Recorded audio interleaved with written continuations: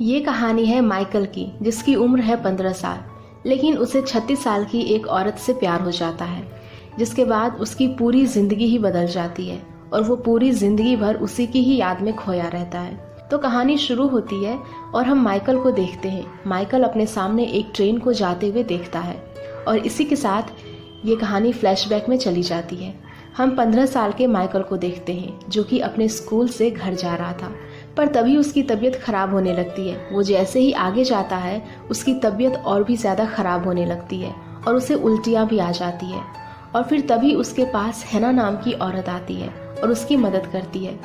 तभी माइकल रोने लगता है तो हैना उसे गले लगाकर कहती है कि चिंता मत करो, तुम्हारी जो भी समस्या है वो जल्द से जल्द ठीक हो जाएगी। जिसके बाद हैना उसे उसके घर पर भी छोड़ देती है और वहाँ से चली जाती है। घर के अंदर आने पर माइकल के घर वालों को पता चलता है कि उसकी तबीयत ठीक नहीं है। तो फिर जब डॉक्टर माइकल को चेक करता है तो वो बताता है कि उसे स्कारलेट फीवर है, जिस वजह से उसे अगले 3 महीने तक अपने रूम के अंदर ही रहना होगा। अगर वो अपने रूम से बाहर निकला तो ये बीमारी उसके घर वालों को भी लग जाएगी। तो फिर अब माइकल भी ऐसा ही करता है और अगले 3 महीने तक वो अपने रूम के अंदर ही पड़ा रहता है। और फिर जब वो ठीक हो जाता है तो सबसे पहले वो हैना के लिए एक बुके खरीद कर उसके घर पहुंच जाता है ताकि वो उसका शुक्रिया अदा कर सके।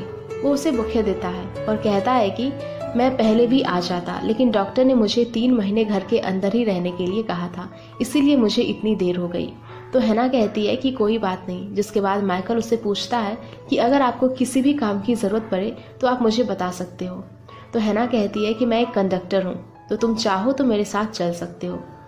और फिर इसी के दौरान माइकल हैना को कपड़े बदलते हुए भी देखता है, जिसे हैना देख लेती है, जिस बात से घबरा कर माइकल वहाँ से भाग जाता है। लेकिन वो कई दिनों तक हैना के घर के आसपास मंडराने लगता है। फिर एक दिन जब वो हैना को कोयला लाते हुए देखता है तो वो भी उसके पास चला जाता है और पूछता है कि क्या मैं आपकी मदद कर सकता हूँ। तो हैना कहती है कि ठीक है, नीचे और भी कोयले हैं, तुम उसे लेकर आओ।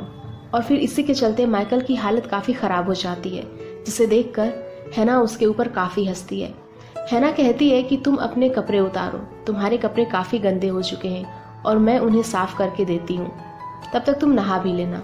और फिर जब वो माइकल के लिए टॉवेल लेकर आती है तो हमें पता चलता है कि हैना ने भी अपने कपड़े उतार दिए हैं। वो उसकी पीठ पर किस करने लगती है और कहती है कि तुम यही चाहते थे ना। जिस बात को सुनकर माइकल कंफ्यूज होने लगता है तो हैना कहती है कि मेरी तरफ देखो। जिसके बाद वो उसे किस करती है और दोनों इंटीमेट भी होने लगते हैं। और अब इसके बाद ही इन दोनों का अफेयर स्टार्ट हो जाता है। स्कूल छूटने के बाद वो हर दिन हैना के पास आता था और ऐसे ही हर दिन वो दोनों एक दूसरे के करीब आते रहते थे। अब एक दिन माइकल उसे कहानी सुनाता है तो एक दिन एक दूसरे से सवाल जवाब करते हैं, जिससे देखने में हमें ऐसा लगता है कि ये दोनों एक दूसरे से बहुत ही ज्यादा प्यार करते हैं। अब एक रात माइकल हैना से पूछता है क्या कल हम डिनर पर जा सकते हैं, जिस पर हैना उसे हाँ कह देती है। और फिर अगले दिन ये दोनों बाहर जाते हैं तो सभी लोग इन दोनों को ही देखने लगते हैं, क्योंकि इन दोनों की उम्र में काफी फासला था, जिससे हैना ऑकवर्ड फील करने लगती है। तो ये दोनों लोगों से दूर एक झील के पास आते हैं जहाँ पर हैना नहाने लगती है। वो माइकल को भी पानी के अंदर आने के लिए कहती है, लेकिन माइकल कहता है कि नहीं, अभी मैं एक कविता लिख रहा हूँ जो कि आपके बारे में है और मैं इसे पढ़कर आपको सुनाऊंगा। अब हम माइकल के कुछ दोस्तों को देखते हैं, जिसमें से एक लड़की उसे पसंद भी करती थी, पर माइकल उसे हर बार इग्नोर कर दिया करता था क्योंकि वो हैना से प्यार करता था।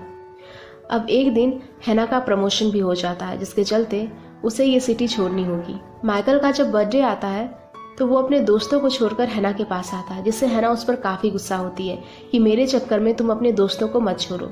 लेकिन माइकल उसे मना लेता है और फिर आखिरी बार ये दोनों इंटीमेट होते हैं। और फिर अगली सुबह हैना माइकल को बताए बगैर ही वहां से चली जाती है, क्योंकि उसका प्रमोशन एक दूसरी जगह पर हो चुका था। और फिर जब माइकल उसके घर आता है तो हैना उसे नहीं मिलती। वो काफी दुखी होता है और अकेले ही अपना टाइम बिताने लगता है। वो ज्यादातर किसी से बातें भी नहीं करता। और फिर देखते ही देखते 8 साल बीत जाते हैं, जहाँ पर माइकल अब 23 साल का हो चुका था और वो LLB की पढ़ाई कर रहा था। अब एक दिन उन सभी स्टूडेंट्स को केस ट्रायल देखने के लिए ले जाया जाता है। दरअसल कुछ महिलाओं के ऊपर ये आरोप लगाया गया था कि उन्होंने यहूदियों के 300 लोगों को चर्च के अंदर जलने के लिए छोड़ दिया। चाहे तो वो उन्हें बचा भी सकते थे, लेकिन उन्होंने ऐसा नहीं किया।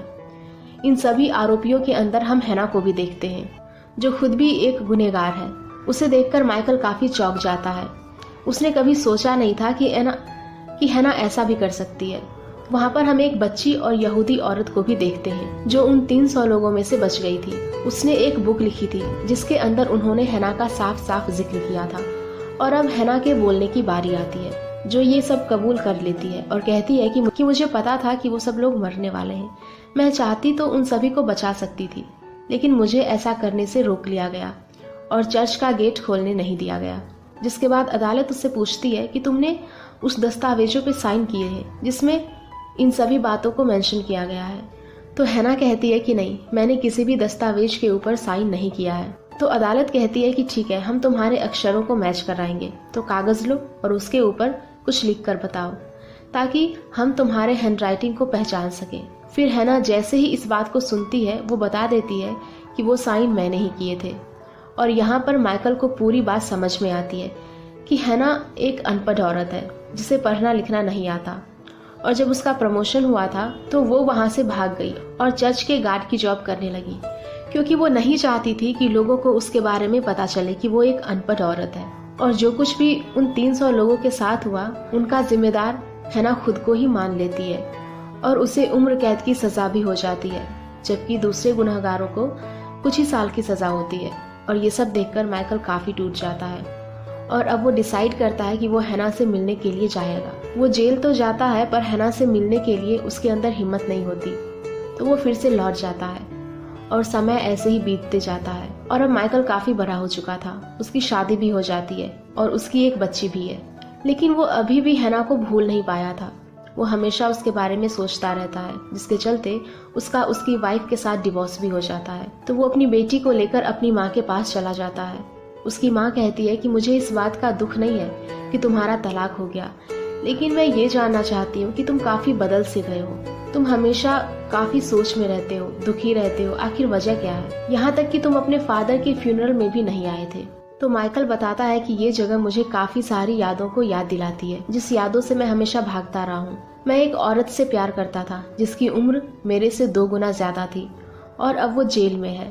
जिस बात को सुनकर उसकी माँ एकदम से चौंक जाती है। जिसके बाद माइकल अपने कमरे में आता है जहाँ पर वो उन किताबों को देखता है जो वो हैना के लिए पढ़ा करता था। उसने एक किताब को हैना के लिए आधा ही पढ़ा था, तो वो उसकी रिकॉर्डिंग करता है और उन रिकॉर्डिंग्स को जेल के अंदर हैना के पास भेज देता है, जिसे सुनकर हैना काफ़ी खुश होती है और रोने लगती है। और फिर वो भी धीरे धीरे पढ़ना लिखना शुरू कर देती है। जिसके बाद वो माइकल के लिए एक खत लिखती है और उसका जवाब आने का इंतजार करती है। लेकिन देखते ही देखते 20 साल बीत जाते हैं, पर माइकल ने उसके खत का रिप्लाई कभी नहीं किया। और अब हैना काफ़ी बुरी भी हो चुकी थी। जेल के अंदर हैना का बिहेवियर काफ़ी अच्छा था, तो उसके ऊपर दया करके उसे जेल से रिहा कर दिया जाता है। हैना की कोई भी फैमिली नहीं थी और माइकल खत के जरिए हैना से बातें किया करता था। तो जेल की वार्डन माइकल को कॉल करती है और कहती है कि हम हैना को छोड़ रहे हैं। उसका इस दुनिया में कोई भी नहीं है और ना ही उससे कोई मिलने के लिए आता है। पोस्ट के जरिए आप एक दूसरे से बात किया करते थे, तो हम चाहते हैं कि आप उसका रहने का बंदोबस्त कर दें। और फिर ये सुनकर माइकल काफी परेशानी में आ जाता है और थैंक्स कहकर फोन कट कर देता है। उसे समझ में नहीं आ रहा होता कि वो क्या करे। काफी दिनों तक सोचने समझने के बाद वो तय करता है कि वो हैना को जेल से लेकर आएगा।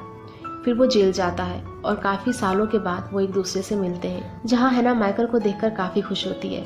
माइकल कहता है कि मैंने तुम्हारे रहने का बंदोबस्त कर दिया है, पास में ही एक लाइब्रेरी भी है, क्योंकि तुम्हें पढ़ना काफी पसंद है तो तुम वहाँ हर दिन जा सकोगी। और फिर ये सब सुनने के बाद हैना काफी भावुक होने लगती है और वो माइकल से पूछती है कि क्या तुम्हारी शादी हो गई? जिस पर माइकल कहता है कि हाँ, मेरा तलाक भी हो चुका है और मेरी एक छोटी सी बच्ची है। जिसके बाद माइकल उससे पूछता है कि क्या तुम्हें उस हादसे के लिए पछतावा है? जिस पर हैना कहती है कि हाँ, लेकिन मरे हुए वापस नहीं आ सकते हैं। माइकल जब उसे कहानी सुनाया करता था तो वो हैना से पूछता था कि तुमने इस कहानी से क्या सीखा। तो इस बार वो हैना से पूछता है कि तुमने अपनी जिंदगी से क्या सीखा। जिस पर वो कहती है कि मैंने पढ़ना लिखना सीखा, क्योंकि अंत में मैं जेल में आई और यहाँ पर मैंने वो सब सीखा जो मुझे सीखना चाहिए था। जिसके बाद माइकल उसे कहता है कि अब मैं अगले हफ्ते आऊँगा और तुम्हें यहाँ से लेकर चलूँगा। फिर हम हैना को उसके कमरे में देखते हैं और वो अपनी किताबों को बाहर निकालती है और उनके ऊपर चढ़कर खुद को फांसी लगा लेती है। फिर तभी माइकल उसे लेने आता है, लेकिन उसे बताया जाता है कि उसने खुद को फांसी लगा ली और अब वो जिंदा नहीं है। जिस बात को जानकर माइकल काफ़ी दुखी होता है। फिर तभी वार्डन उसे हैना के कमरे में लेकर जाती है और उसे बताती है कि हैना ने आपके लिए एक लेटर छोड़ा है। लेटर के अंदर हैना ने लिखा था कि मैंने अपनी ज़िंदगी में जितने भी पैसे कमाए, मैंने उस पैसे को एक डब्बे के अंदर रखा है। मैं चाहती हूँ कि माइकल उन पैसों को उस बच्ची को ले जाकर दे दे जो उस हादसे से बच गई थी। साथ ही वो माइकल को हेलो भी कहती है। और फिर ये सब सुनने के बाद माइकल काफ़ी रोने लगता है और हैना का आखिरी काम करने के लिए निकल पड़ता है। और एक लंबा सफ़र तय करने के बाद वो उस बच्ची से मिलता है जो कि अब काफ़ी बड़ी हो चुकी थी। वो माइकल से पूछती है कि तुम दोनों का क्या रिश्ता था, जिस पर माइकल उसे सब सच बता देता है कि जब मैं 15 साल का था तो मेरा उसके साथ रिश्ता था जो कुछ समय तक चला। और फिर इन सभी बातों को बताते हुए माइकल रोने लगता है, जिसके बाद वो उसे पूछती है कि तुम यहाँ पर किस काम से आए हो। तो माइकल कहता है कि हैना ने अपनी ज़िंदगी की पूरी कमाई आपके लिए छोड़ी है। जिसके बाद वो उसे वो डब्बा दिखाता है, जिस डब्बे को देखकर उसे अपना कैंप याद आ जाता है जिसमें उसका ये डब्बा चोरी हो गया था। वो कहती है कि इस डब्बे को तो मैं रख लूँगी लेकिन इन पैसों को नहीं ले सकती। तो फिर माइकल उससे पूछता है कि मैं इस पैसों का क्या करूँ, जिस पर वो कहती है कि तुम इसे किसी यहूदी NGO को दान कर दो। तो माइकल कहता है कि ठीक है, लेकिन जाते समय वो उससे पूछता है कि क्या मैं इस पैसों को हैना के नाम से दान कर सकता हूँ, जिस पर वो हाँ कहती है। जिसके बाद माइकल अपनी बेटी से मिलता है और उसे हैना की कब्र पर लेकर आता है और अपनी और हैना की कहानी अपनी बेटी को सुनाने लगता है, जिससे उसकी बेटी मुस्कुराती है। एंड इसी सीन के साथ ये कहानी यहीं पर ख़त्म हो जाती है।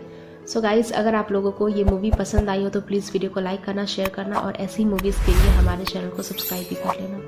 Thank you.